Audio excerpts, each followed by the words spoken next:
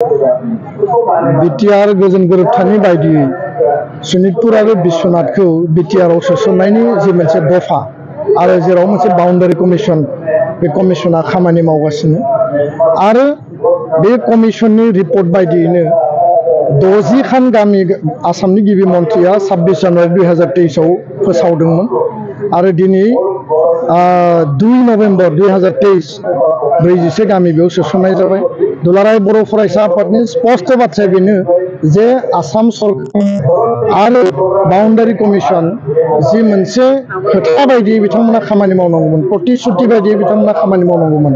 4 बोसोराव 41 गामि जि सोसननाय आरो 1 बोसोरनि गेजेराव 60 खान गामिनि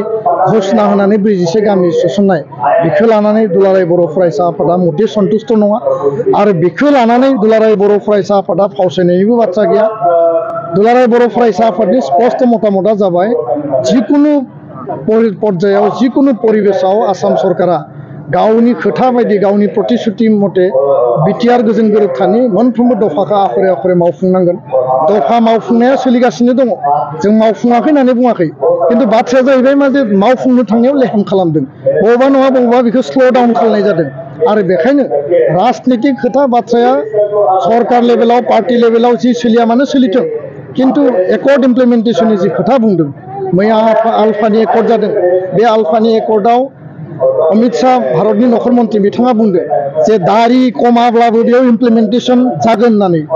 बेखौ माने रुपायन खालामनाय जागोन होननानै। किन्तु दिनै बिटिआर गोजोन गोरोबथानि जोंनि जि दाबि दंमोन 600-700 खान गामि जि सोनाय रेभिनिउ गामि फरेस्ट ओनसोल बा फरेस्ट भिलेज, बे गामिफोरखौ सोसननायनि खामानिया लेहेम जादों। 2024 फैगासिनो दङ, खोथा होदोंमोन बिथांमोना आरो बे प्रतिश्रुतिखौ मानो पालन खालामाखै बिनि सायाव भारत सरकार आसाम सरकाराव नेक्स्ट लेभेलनि जोंनि जि डिसकासन बेयाव जोङो बिथांमोनखौ हमगोन आरो कुनु कारनाव जोङो बेखौ कम्प्रमाइज खालामा। बर' हारिनि रायजो राजानि जि मोनसे हप्स एन्ड एसपिरेसन गेरेमसा माहारि दानाय बड'फानि फिलसफिजों खामानि मावनांगौ आरो जोंनि आल्टिमेट थांखिसिम जों थांनांगौ, बेयाव जोङो मालाबा फावसायाखै। जि ओनसोलखौ सोसनबाय बे ओनसोला उदालगुरिजों दाजाबजाबाय आरो बिनि एडमिनिस्ट्रेटिभ आरो बिनि डेभेलपमेन्टेल जिखिनि खामानि दङ बिटिआरनि मानगोनां चिफ प्रमद बर' बिथांनि नेतृत्वआव बे जि डेभेलपमेन्टनि जि मेकानिजम, जि एडमिनिस्ट्रेसन बा गभर्नेन्स जि मेकानिजम, बेखौ प्रिपेयार खालामनांगौ, तैयार खालामनांगौ आरो बिनि गेजेरजों जाहाथे जौगानायनि खामानिया मोजां महर मोनो आरो बे ओनसोलाव जिहेतु जौगानायनि हाबाफारिफोरखौ मावनांगौनि थाखाय कमिटि लेभेलानो जा बा रिप्रेजेन्टेटिभ लेभेलानो जा माबा मोनसे नङा माबा मोनसे सोसननानै जाहाथे बे ओनसोलनि जौगानायखौ हाबा मावनायनि बेलायाव मोनसे कनभिनियेन्ट मेकानिजम तैयार खालामनांगौ होननानै जों खावलायदों। लोगोसेनो समस्ति दानायनि खामानिया गामि सोसननाया कमप्लिट जाबानो बेयो आरम्भ जागोन, किन्तु भारतनि पार्लियामेन्टआव 60टा समस्तिनि संशोधन एमेन्डमेन्ट नांगौ आरो 39खौ 42 खालामनायनि एमेन्डमेन्ट नांगौ। पावार टु मेक लस जि साबजेक्ट दङ, बिटिएडि जि नामाकरण बेखौ बिटिआर खालामनायनि जि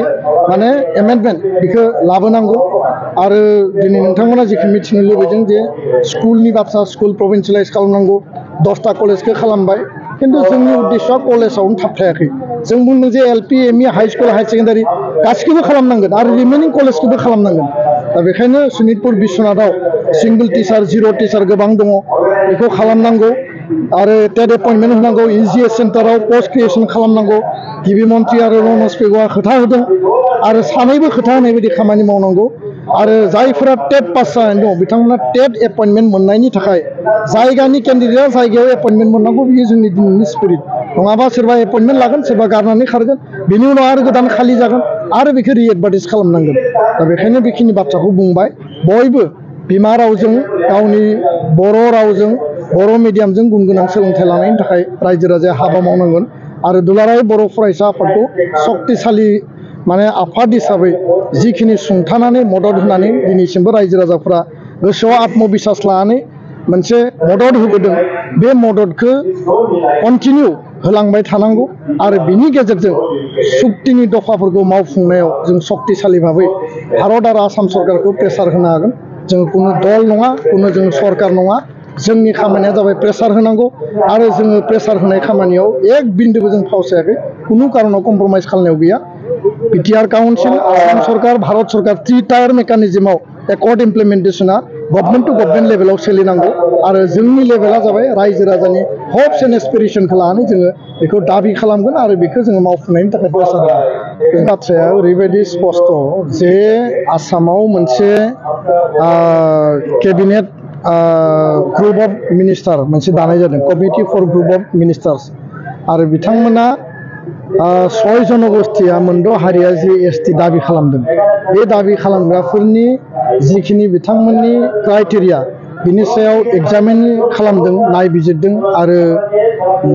गोबां बिथिंखौ बिथांमोना स्टाडि खालामदों स्टाडि खालामनायनि उनाव बिथांमोना रिपर्ट होनांगौ बियो 2019 आव थांनाय सरकारनि समाव बियो दानाय जादों आरो बे केबिनेट जे साब कमिटि दङ बा ग्रुप अफ मिनिस्टार दङ बिथांमोना दिनै बै मोनद' आफादजों बा हारिजों सावरायबाय थादों जों नुदों खोनादों किन्तु जोंनि बाथ्राया जाहैबाय स्पष्ट जे थाखानाय एसटिखौ एक्जिस्टिं एसटिखौ खहा खालामनानै जोंनि राइट्स एन्ड प्रिभिलेज जोंनि संबिधानिक आरो राजखान्थियारि अधिकारखौ जोंनि 10% जि रिजार्भेसनखौ भंग खालामनानै बे पलिटिकेल लेभेलावनो जा बा बियो ग्रासरुट लेभेलावनो जा एडमिशन एपइन्टमेन्ट जि लेभेलावनो जाया मानो थाखानाय एसटिनि राइट्स एन्ड प्रिभिलेजखौ भंग खालामनानै बा खति खालामनानै कुनु गोदान हारिनो थाखानाय एसटिनि रिजार्भेसनाव गोदानै जाबसिननानै होनायनि कुनु बाथ्रा गैया आरो बेखौ कुनु कारनाव खालामनाङा बिनि थाखाय भारत सरकार आसाम सरकारखौ जोंनिफ्राय सिसिट'आ ट्राइबेल संघ गासै 19टा ट्राइबेल अर्गानाइजेशनफ्रा जोङो वार्निं होनानै दोननाय जादों आरो बेबायदिनो आदिबासिनि जि एकर्डआव एखे खोथाखौनो लिरदों जे जि ग्रुप अफ मिनिस्टारा जि एग्जामिन खालामदों स्टाडि खालामदों बेबायदियैनो उनाव नायबिजिरनाय जागोन आरो मैयानि एकर्डआवबो 3 आव बे खोथाखौनो लिरदों जे बेखौ एकर्डनि उनाव एक्सपेडिट खालामनाय जागोन दा खोथाया जाबाय बिथांमोना अधिकार बिदों बिथांमोननो अधिकार होनायाव जोंहा आपत्ति गैया किन्तु थाखानाय एसटिनि अधिकारखौ कुनु कारनाव होनाङा कुनु कारनाव होनो मोना आरो होनायनि बेलायाव जों कुनु कम्प्रमाइज गैया मा अधिकार होगोन इकनमिक अधिकार होगोन बिथांमोननो माने एजुकेशनेल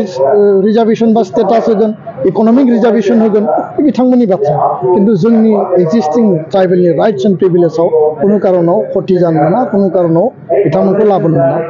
आरो बेखौ कुनु भुल बुजाबुजि जानो गोनां गैया बे खोथाखौ एकर्डनि मोनसे स्पिरिट हिसाबै लिरदों किन्तु बाथ्राया जाहैबाय मा जे बेखौ लानानै बिथांमोना कनसेनसास जायाखै होननानै अलरेडि बिथांमोना गावसोरनि प्रेस ब्रिफआव होदों आरो फारसेथिं बे बाथ्राखौ लानानै दुलाराय बर' फरायसा आफादाबो इसिंजों आरो बायजोजों भारत सरकारखौ थांनाय समावबो आरो नैबे समावबो जोङो प्रेसार होनानै बिथांमोनखौ जोङो मोनसे लेभेलाव माने कनभिन्स खालामनानै दोननो हायो गोजोन्थों। बड'सा फिल्म प्रडाक्शननिफ्राय क्रिसमास आरो गोदान बोसोरनि गोजोन हामलायनाय बावहरबाय। गोजोनथाव खौरां रायजो राजाफोरनि सुबिदानि थाखाय फैगौ गोदान बोसोरनि 2 जानुवारिनिफ्राय 20 जानुवारिसिमनि थाखाय सिगांनि बेसेननिफ्राय खम खालामनानै आलायारन सावथुनखौ हरनाय जासिगोन। बेनिखायनो गोसो गोनां रायजो राजाफ्रा गोदानै होनाय नैबे गाहायनि नाम्बाराव कन्टेक्ट खालामहरनो हागोन। गुरै खावलायहरनाय नोंथांमोनखौ फुंनि 10 रिंगानिफ्राय बेलासिनि 3 रिंगासिमल' बुकिं खालामनो थाखाय कन्टेक्ट नाम्बार होनाय जाबाय। नैबे मबाइल नाम्बार 8453766183 नङाब्ला 9678616741 7896298145 आव